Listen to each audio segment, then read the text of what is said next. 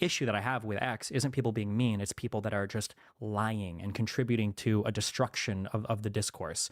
I think that people can be mean. I think hate speech is fine, whatever you want to do there. But when you have people that are intentionally bad actors that are just destroying the discourse by just flooding it with incorrect stuff that they're not even trying to be correct about, the entire world would be better off if these people were permanently removed from these platforms. Like, there is no downside and only upside to see people like Candace Owens, Tucker Carlson, Tim Pool never be allowed to publicly broadcast their opinions ever again. What's happening, everybody? Woke video game player guy and all around just cool dude. Destiny recently sat down with Alex O'Connor on his show, the Within Reason podcast. The host was shocked when Destiny tried to justify his disgusting comments towards the victim that lost his life at the attempted assassination of Donald Trump. With that, let's watch Alex O'Connor expose Destiny's Republican derangement syndrome by pointing out his hypocrisy. Let's go. Can I ask you about some of your own tweets? Sure. After the first assassination attempt on Donald Trump, you got quite a lot of heat for a series of tweets that you put out, which had some choice words, not just for Trump, but also for Corey Comparatore, who was the firefighter that got killed by mistake by the shooter at the Trump rally. You were on Twitter almost immediately calling him fucking retarded. That is Corey, not Donald Trump, saying that you have zero sympathy for anybody who gets caught in a crosshair like that, and seeming to have no sort of ill feeling about the fact that a former president, somebody tried to assassinate them. I must say that when I saw those tweets, I was shocked. I was surprised. And a lot of people messaged me and said, is this the guy you had on your show? Like, you might want to think again before having him back on. And I'm sure that people who haven't watched this far have already commented down below, I can't believe you had this guy back on. I understand that you are angry about the state of the right wing in America. I understand that you really don't like Trump, and that's putting it far too lightly. But when you talk about how you don't like Twitter because it sort of is poisoning our political dialogue, do you not think you're contributing to it as well with this kind of behavior? No, I don't think the dialogue is being poisoned because people are being mean, of which conservatives have been disgusting for years, which is why I don't give a fuck about anybody that winds up at any of these rallies and gets shot or whatever the fuck, okay? Because they had no problem making fun of Paul Pelosi. They have no problem making fun of anybody else that gets killed in some horrific event. A lot of conservatives were laughing along at a lot of my tweets when I was making fun of Palestinians during my last, year and a half talking about Israel, and some of them laughed when I made fun of Israelis as well, but all of a sudden Corey is beyond reproach. Bullshit. I think that the issue that I have with X isn't people being mean, it's people that are just lying and contributing to a destruction of the discourse. I think that people can be mean. I think hate speech is fine, whatever you want to do there. But when you have people that are intentionally bad actors that are just destroying the discourse by just flooding it with incorrect stuff that they're not even trying to be correct about, the entire world would be better off if these people were permanently removed from these platforms. Like, there is no downside and only upside to see people like Candace Owens, Tucker Carlson, Tim Pool never be allowed to publicly broadcast their opinions ever again. It's exclusively bad stuff that happens.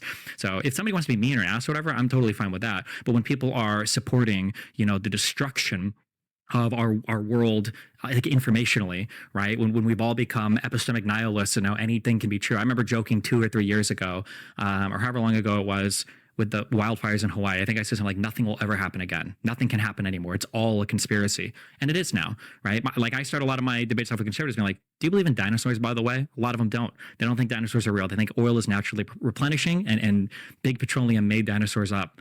The boat collision, I think in Ohio, was the Mossad that, rammed a boat in to take off the heat from Gaza. The train derailment in East Palestine was just leftists trying to poison the environment. Every single foreign affair is, Ukraine was started as a revolution by the CIA, and, there were bioweapon labs there, and COVID was a hoax, and the vaccine, like every single fucking thing. And now the hurricane is made by the government, I guess. Every single thing is not real, and it is destroying us. We have no unified front right now that we can present to the world, and we can't even do anything in our own country with ourselves. There's so much to say in that. I mean, for a start, being mean, as you put it, which of course is different from, say, spreading disinformation or misinformation. Like, you're allowed to call someone a fucking retard if you want to.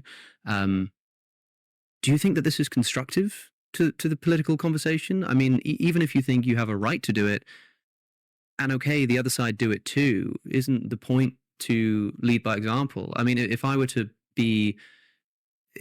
engaging in some of the atrocious political conduct that you observe on the right as a left-winger, and then you called me out on it and said, hey, you shouldn't be doing this. And I said, well, hey, the right do it too. The point is that when the right do it, we say that it's a bad thing. And so to be sort of doing it in response seems, at the very least, not constructive, right? Hey, if you like watching videos like these, like, subscribe, and blah, blah, blah. Let's get back to the video. The issue, again, and I will reiterate this, even though nobody will pay attention, not calling you out, but audience, whatever. I don't care about people being mean. People being mean is not the problem. The problem is the lying and the mis and disinformation. That's the big problem. When people want to say, like, the issue is the problem right now is that in the United States, there exists two different standards, and you can't live in a world where where both sides have to play by different standards. It doesn't work. For everybody that wants to jerk off evolutionary biology, we call these tit for tat systems in nature. You can't have a tit tit tit tit tit where somebody tries to attack you and there's no punishment, because that type of behavior will just lead to the attacker, right, taking over, because there's no repercussions for what they're doing. There is some benefit to attacking the other side, and then it rallies your side up and it demoralizes the other side. That's why conservatives have attacked so brutally liberals for so long, and they get all of the benefit from that. They get all of the fun, all of the excitement. They get to, give the strong morale to their people. They get to have all the chance at rallies. And then as soon as it happens to them, hold on. Well, this isn't fair anymore. We don't like this. This isn't okay. I don't like this anymore. The fact that after that shooting, Biden, who in a private call to donors said, like, we need to put the Trump campaign in the bullseye or whatever, that guy, that he went on, I don't remember which news station it was, but he had to apologize for those comments when conservatives are, like, on the regular saying some of the most deranged, unhinged shit. I wish I had examples offhand if I knew this was a topic, but Trump is, like, himself on every rally will just say, like, insane shit. No, that's bullshit. The double standards can exist. If conservatives don't like it, they need to elevate their own behavior, because I'm getting really tired of liberals constantly having to fucking row the boat while conservatives are this anchor that are just dragging us into the Atlantic with absolutely, no responsibility or accountability for their behavior. So you don't like the whole Michelle Obama, when they go low, we go high kind of approach? Is there no... I think Michelle got rid of that. By the way, most people on the right think she's trans. I had this conversation on Peers where it's like, don't you disavow this? And everything. It's like, no, fuck you. I won't do it here in front of Dave Rubin, because then when I turn around and ask Dave Rubin, do you think that J6 was bad? And he's like, well, Antifa. Like, conservatives will not take accountability for... Sure. Did Stephen really just say that conservatives don't take accountability? Wow. I don't know a single conservative or Republican. I literally have not seen one that makes an excuse for January 6th. 99.9999% of us weren't involved, but we still denounce it. For the sake of time, I'm not going to go over all the things that you already know. The Democrats never take accountability for anything. A perfect example is the election we just witnessed. Have you heard one Democrat say, you know what, I could have done this better? You know what, we probably could have done this better? No. You've heard nothing but finger pointing, passing the buck. Whose fault is it? I think they're so used to putting the blame on someone else, they don't understand the power of saying, hey, you know what? We got this wrong, or we could have done this better, and we're going to learn from it. They're just in complete disarray right now, because especially the people at the top of the party that all they crave is power, they don't want any little video clip or soundbite of them actually acknowledging they did something wrong, when, again, they don't realize that would actually humanize them. So his take on the firefighter that lost his life is wrong and evil. And if there were anything to ever bring anger out of me, it would be something like the things he said. But I refuse to be like the left and pearl clutch. This is why we have free speech, so morons like this can talk and people can judge him accordingly. I think this guy's time in the political space and debating, his days are numbered, because we hear the same things over and over from him. And with vile comments like he made about the firefighter who lost his life, who's taking this guy seriously at this point? I am convinced that no one over the age of 12 takes him seriously. And even then, it's because he got a triple kill in Call of Duty or something, not for his political opinions. And another reason I don't allow myself to get angry at him and his words is they are just words, however vile and disgusting. And I think he's a pathetic loser. But look at all the debates he's done and try to put him in perspective. This is an angry, miserable guy whose life is the internet. And by not backing down from his disgusting comments, he knows we'll continue to pay attention to him. So even by doing this video, I guess I'm doing what he wants. I'll go quickly through some of the things he said. He's so tired of the lying and disinformation online. Well, destiny. Who's the arbiter of truth? Is it you that decides what's true and untrue?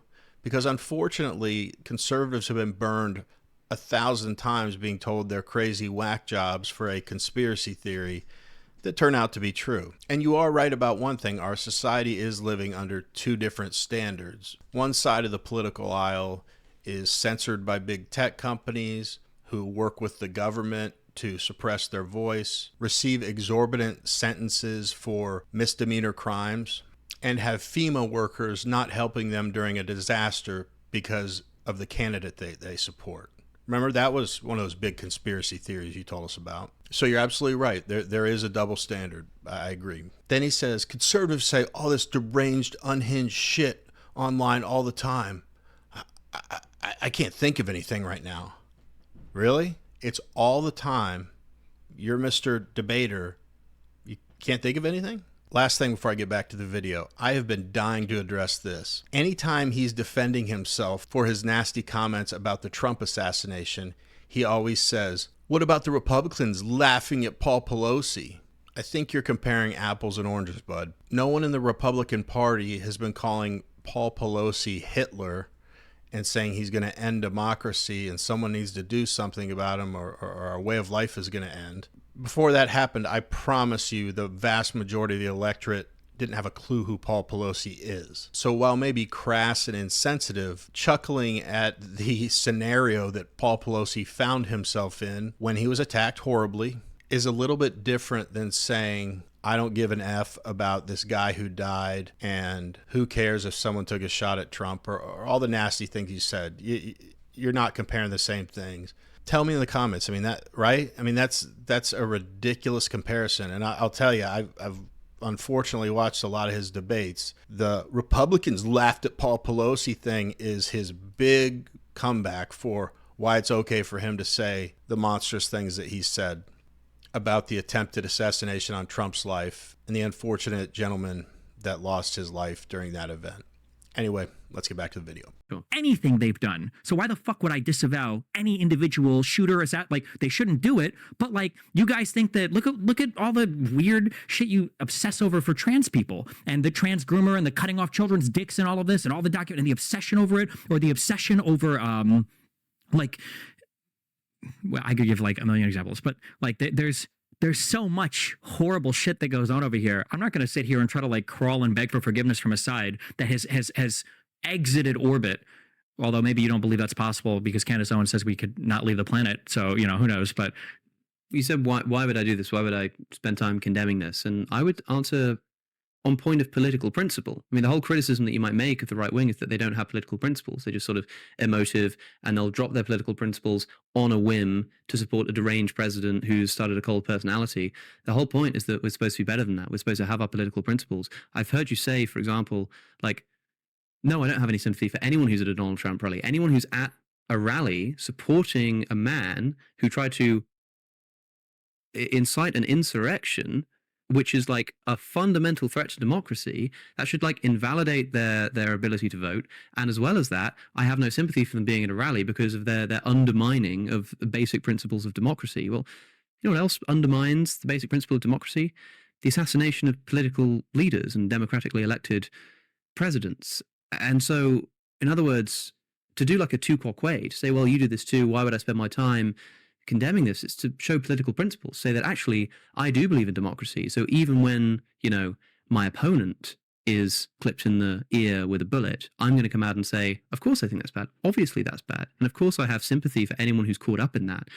And you can use that as an opportunity if you do it without actually grandstanding, because I see that a lot. I must say, I do see a lot of people on the right condemning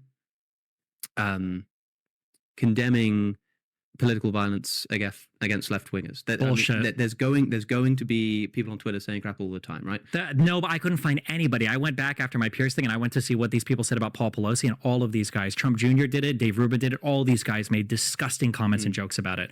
The reality is there is no political virtue or principle in allowing yourself to be crushed by an opposition that's not going to play by the same set of rules. There is no value in that. There is no principled position in that. All you're doing, politics is for power. The idea behind any type of political action is to gain power politically for your side. Now, in a democracy, there are ways that you're supposed to do that, ideally through liberal principles, classical liberal principles like freedom of speech and press and all of this. But when the other side's not playing by that same rule set, you existing using a different rule set is not a virtuous thing to be proud of or to be principled about. For you to go on your sinking ship that you decided not to put any cannons on because it's a violation of maritime law while you're getting sunk by another boat and going, well, at least we sailed, righteously is ridiculous. Okay. The idea that like the discourse is destroyed because people on the left won't feel bad about, dipshits getting shot at a fucking rally we're so far beyond that being anywhere. That's not even on my top 50 list of issues that we have right now in this country. And conservatives just want to hyperfixate on it and make it number one because they don't want to take responsibility for a single fucking thing that they're doing, which is put this country on a crash course for destruction. And just to round this off, because I don't want to sort of go in circles here, but there are two potential ways you can approach this thing about, I'm going to say mean things about Corey on Twitter right after he's killed. There's, I have the right to do this, and there's, this is an effective political tactic. Do you think one of those is true? Both of those is true? Because as far as I can see, it's probably an effective political tactic. Nobody wants to hear it, but there's a reason why people engage in that type of rhetoric. Do you think it was an effective political tactic when people made,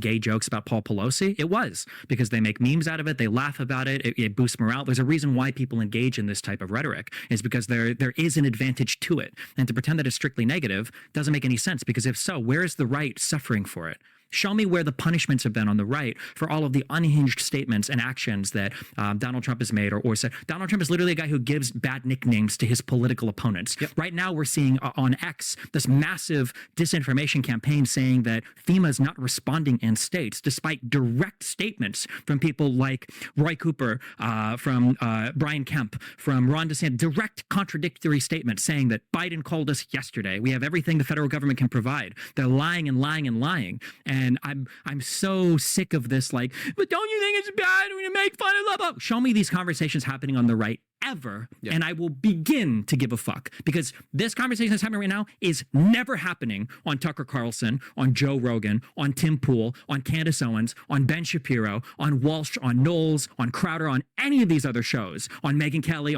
none of these people are like, well, were we too mean when we did this?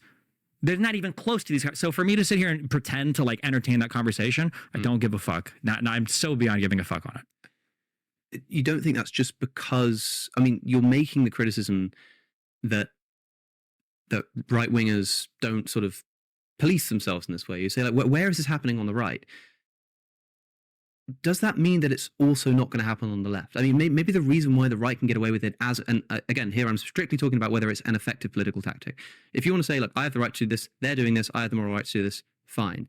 But that's an effective political tactic. If right-wingers are more like morally deranged than left-wingers in the way that you sort of seem to observe them as being, then isn't it the case that that kind of tactic is going to work with right-wingers in a way that it might not work with left-wingers? You say it has to be an effective political tactic because look at how Trump's using it. Look at the name-calling. Look at the way that there's no self-policing on the right. Maybe that's because it's the right.